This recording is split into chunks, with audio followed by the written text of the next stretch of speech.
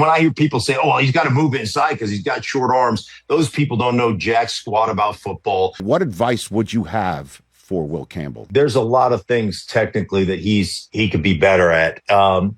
He gets too deep, and he gets turned perpendicular to the line of scrimmage. And one of the things you have to have as an offensive line, you got to stay parallel as you can to that line of scrimmage. When you get turned, so when you're coming off the line of scrimmage, if you get turned perpendicular to the line of scrimmage, you open up an invitation to get bull rushed. You open up a soft pocket. You open up a short edge on the outside, and you open up a hole on your inside. He's very predictable in his pass sets, and he consistently gets turned, and he doesn't attack the line of scrimmage enough. So some of that would be, how do you take the passive out of pass protection? How do you change up your sets? How do you attack the line of scrimmage based upon the routes and the route combinations? We call the 3-step drops, Rich. Those are all called in the huddle. So if you're going to go 2 jets, could be 200 jet. That's a 3-step drop where I can attack.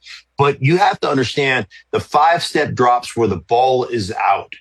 And so how can I take the different 5-step drops that we call and understand which ones I can attack line of scrimmage and treat them like a 3-step drop?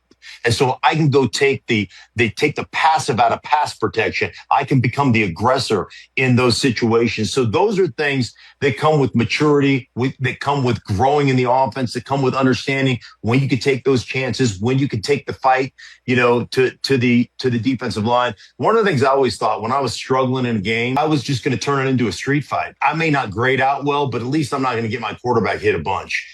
And I want to do that at the line of scrimmage as much as I can possibly do that to slow them down. And like I said, to take that passive out of pass protection. And that never happened for Will Campbell. And a lot of that's because he's a young player. And I still think he's a really good player. And when I hear people say, oh, well, he's got to move inside because he's got short arms, those people don't know jack squat about football. It has nothing to do with short arms. He just needs to be technically a lot better, and that will come with time and with educating himself on the game.